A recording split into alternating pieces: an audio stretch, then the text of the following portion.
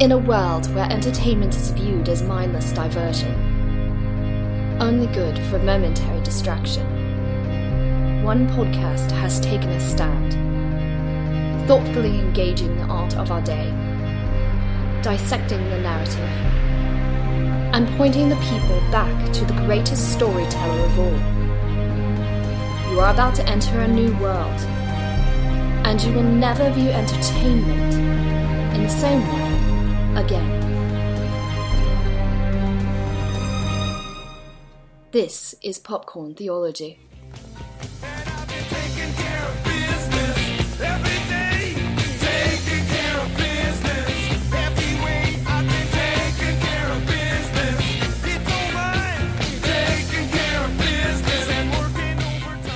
Very good point. And that gets to the idea of the idea of a work-life balance, and this is a theme that is brought up, and I should have done this, I suppose, quotes around it. I was curious if, your book seems to label that term as something silly or unhelpful. I'd be very curious to hear your distinction there between a proper way to categorize those pursuits, as opposed to calling it a balance, perhaps. Well, let's start with the fact that what is it that's being balanced? It's work and life. And if you believe work is a key and integral part of life, how do you balance something with itself? So it's grammatically and linguistically incoherent unless one doesn't believe work is an integral part of one's life. But what is another major category in one's life that we think is important? Marriage?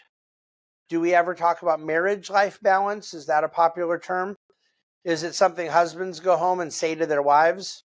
I'm working on marriage-life balance. I'll try it because that does sound fun. I'm going to try that phrase. You might get away with trying Please it record one time. the reaction to that, by the way. We'd love to see it. Yes. Okay. And so that to me is my point here, that the term itself stems from a mentality that is incoherent, that work is that a key part of our life is to be balanced with our life. Our life is not set against our work, and our work is not set against our life. Our work is a part of our life. Now, if what one means, as I suspect they do, that one wants to have time for work and also time for other things, such as family and church and recreation, then no problem. That's called wisdom.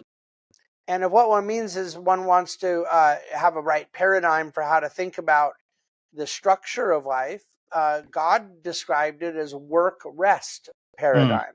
He worked for 6 days and rested on the seventh. So work-life balance is a reasonably innocuous-sounding term that is used for one reason only: to diminish work. No one ever says, I need work-life balance so I can miss yoga to be at the office later. They say, so I can leave work early so I can go to yoga. That's what work-life balance is. It's entirely asymmetrical. That's an excellent way to describe it. I think you're right. You can't separate work from life and consider them completely separate. Because I definitely bristled at the concept because of some movies I'm going to bring up in a moment. And I'm curious of films that you guys think perpetuate this concept, this more harmful concept related to work-life balance. And maybe we already mentioned the Hallmark films were brought up already. Any other particular ones stand out that point to this? I had Hallmark films in mind. I was going to say, y'all were on the same page on that one. I mean, that is the biggest one. And I think it's, as we're getting into talking about that, bouncing off of what you said a moment ago, like work-rest balance. The interesting thing there, too, is like with work-life balance, you almost get this view like it should be 50-50 or even weighted towards the life side, which life is to the exclusion of work in that case. But like if we're going off of what you're saying, like a work-rest balance, like it was a lot more work than it was rest. Like we're talking 1 out of 7. And yet we sort of have this view of like, if you're working more than you're spending time at the park with the kids or whatever, then you've got a major issue. I think that's definitely insightful to look at it that way. And I've never considered the dichotomy it's making there between work and life, that really they don't make sense as categories. But yeah, I don't have any others that came to mind right away. Hallmark films was the big one that just shot right to my mind. Every year for Christmas, it's the same thing. They got the woman who's got a corporate career ambition and goes home, and the guy's got a Christmas tree shop, and she's got to help him save it. And she learns that she is not supposed to work all the time, and that's like always what it is. So that's the big one for me. She learns the lesson, right? Rinse and repeat, and crank out another one 2 weeks later. Good old Hallmark. There's a couple every year. Like it's not just I've seen some great pictures. People will put the posters together side by side of all the Hallmark. Even the posters are identical. It's fantastically consistent. Yes, for sure. Any other big ones stand out to you, Dave? No, I think we covered them, and like I said, I mean, it's the underlying trend, and sometimes it's not just the subject of the whole movie; it's the subliminal subtext. I think back to the early '90s. A lot of the movies you guys were talking from were the later '90s, and that was a really great era for movies. You know, when you have Fight Club and Office Space and Matrix all coming out in that time period, but there was a movie, Reality Bites, that came out in the early '90s that Winona Ryder, Ethan Hawke, Ben Stiller, and it wasn't just about the work side; it was also just kind of the persona. But again, Winona Ryder was trying to decide between these men in her life, and Ethan Hawke was on the couch a lot. He moped around. He was obviously this good-looking guy and everything, but he kind of was a poet who didn't have a job, or an artist type, you know, but just was really in tune with life. He wasn't going to let the man tell him what to do. Where, you know, Ben Stiller was, you know, driving a BMW and wearing a tie and going to work and kind of more yuppie-ish. And the movie just portrayed it from soup to nuts, that we were all supposed to know. Obviously, Ben Stiller was the wrong choice for her, and Ethan Hawke was the right choice, because one person was just living life free as a bird, and the other one was, you know, a slave to his work and the man.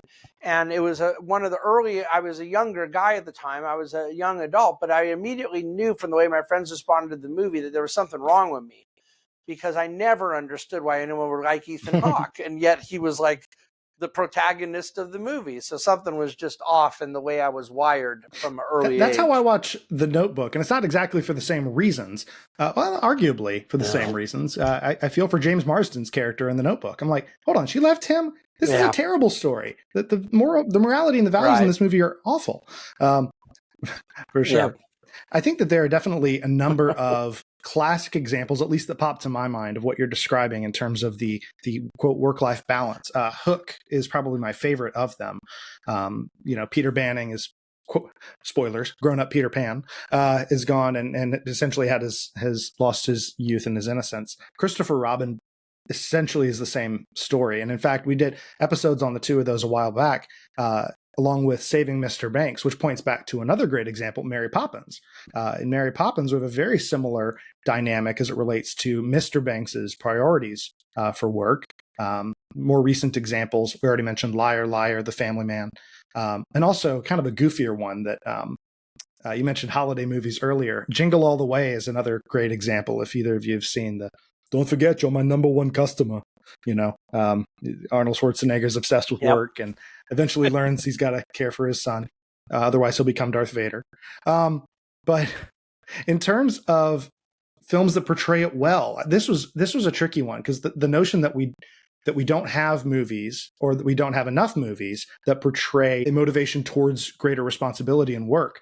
I almost took that as a bit of a challenge, and so did some of our followers online. And so I kind of came up with a bit of a list. I mentioned To Kill a Mockingbird already, and A Time to Kill, both good examples of righteous practice of law. And also in both stories, the protagonist is someone who has to spend time away from their family, and at times even put their family a bit at risk, which is, I suppose, called for in certain instances, certainly the ones portrayed in these films, both dealing with actually a pretty similar underlying social theme. And so those stood out to me as potentially the type of movie that would portray what you're looking for a bit more positively. Eric George commented with the movie It's a Wonderful Life, because he initially hates his job, kept him from making his mark on the world, but it turns out that his job at the bank and his presence in the community is actually what kept Bedford Falls together. And so there's potential there. Are there any others that jump out to either of you that might portray this a bit more positively, or a bit more biblically, I should say? I guess that's a better way to frame this. Not positive, more biblically. I don't have a lot, so I'll defer. I will say, like, I feel like the examples we do come up with are Sure. going to be nuanced. There's going to be elements of them that align with our worldview, and then elements where we're like, well, I don't. It's still sort of a mixed bag. I mean, there are a few that occurred to me, an oddball one, and you wouldn't think kid movies would speak to this sort of thing, but someone in the group, it was Eric George, I think, brought up The Incredibles, a Pixar movie, and that one kind of shows both perspectives, where one is wanting to throw himself too much into the work, which is being a superhero in this case, and it's juxtaposed with no, you're a family man now, you need to be here, and it's almost like they come to a somewhat healthy view by the end of it, that it's both. It doesn't have to be either or. Also about endangering family, so that's fun. No, that's not the point of the movie, but they're superpowered, so it's a little different. Yeah, you know, I would say a lot of the positives are ones that people would not think of as, oh, they're showing an endorsement of work here. It's implicit, and like I always, because it's subtextual. The way in which Tommy Lee Jones was pursuing Harrison Ford in The Fugitive.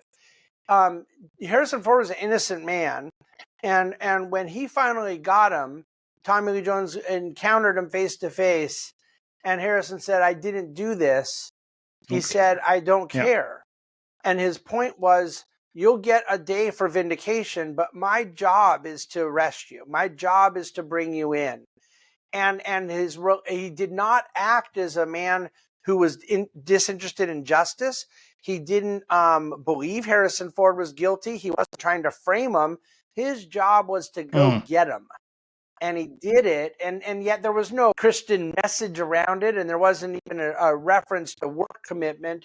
But like it sort of just implied, it was like an implication, like this was his job and he was determined to do it.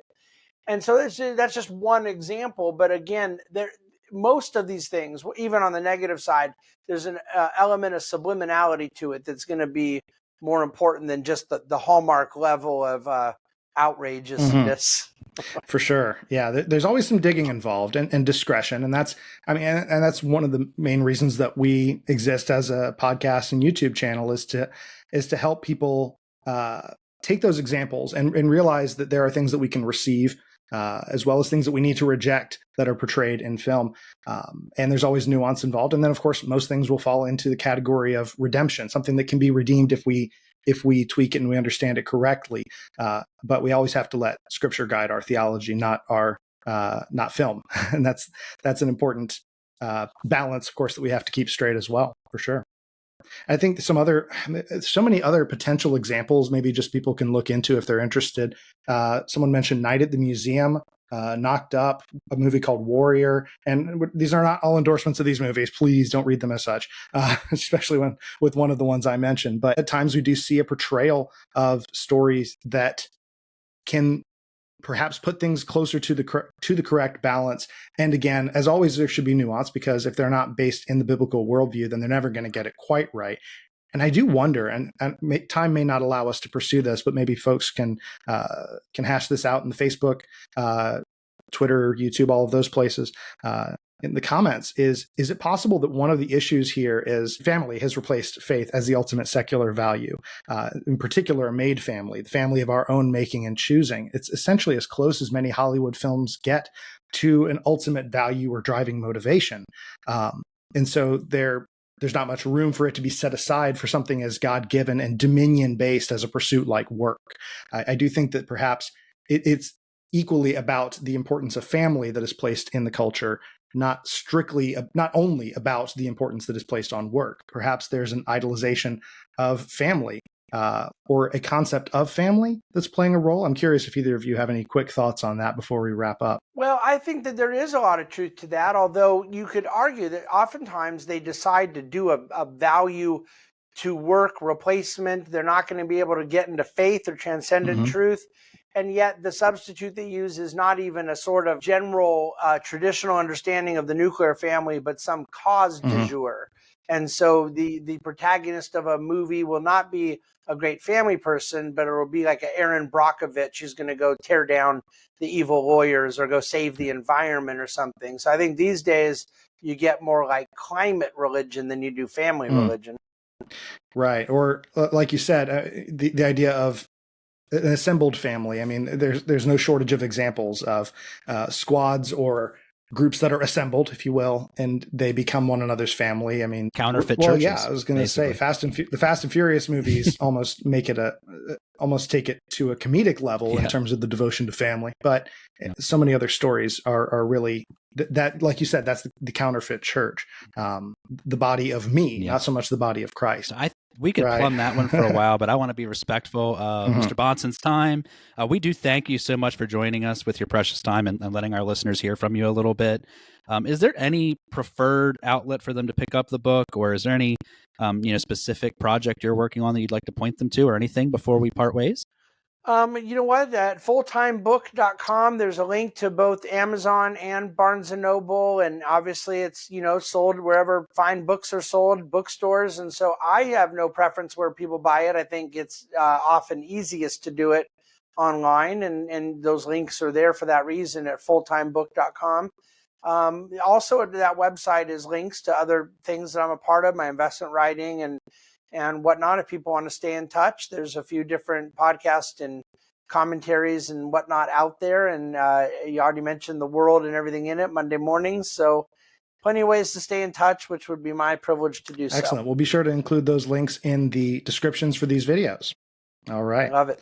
Perfect. Well, thank you so much for taking the time to join us, Dave and Richard. Always good to have you back. And everyone that's watching, keep engaging media from a godly worldview, and remember that you are not a mindless consumer.